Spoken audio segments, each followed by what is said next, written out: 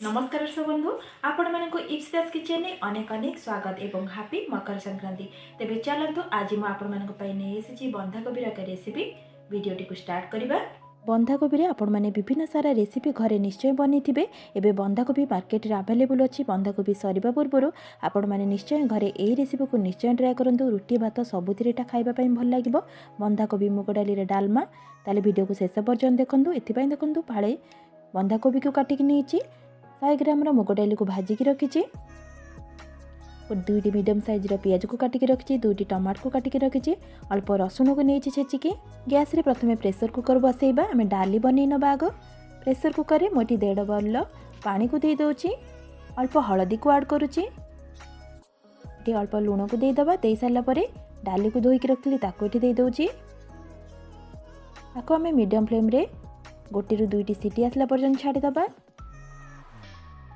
एपटे pressure cooker रे डाली बसी आम आउ गोटे प्रिपारेसन एपटे करवा। देखो गैस रे करी बसई से तेल को दे दोची। तेल भी एबे गरम हो गलानी। 1 स्पून सोरिष और हाफ स्पून जीरा कुटी दे दोची। जीरा सोरिष को टिके फुटिबा पई छाड़ दबा। देखो जीरा सोरिष एबे फुटी आसलानी। एठी मो रसुण छेचा को ऐड करूची। रसुण को लाइट गोल्डन कलर हैला पर्यंत भाजी नबा याद्वारा कि फ्लेवरटी भल आसीबो। देखो रसुण कलर ये हल्का चेंज हो गलानी। लाइट गोल्डन कलर हो गलानी। पियाज को दे दबा।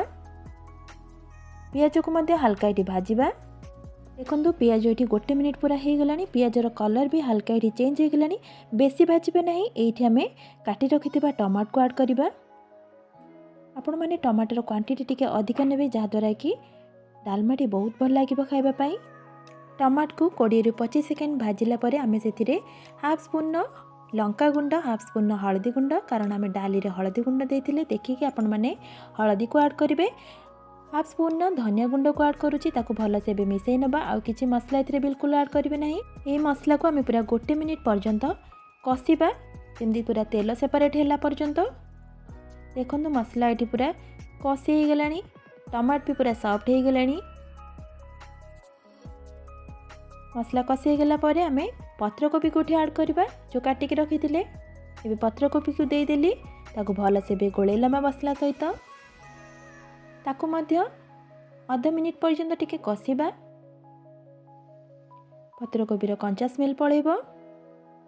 बे देखंतु पत्रकोबी को मसला सहित भल से मिसई नेली। तापर स्वाद अनुसार लूण को एठी दे दबा।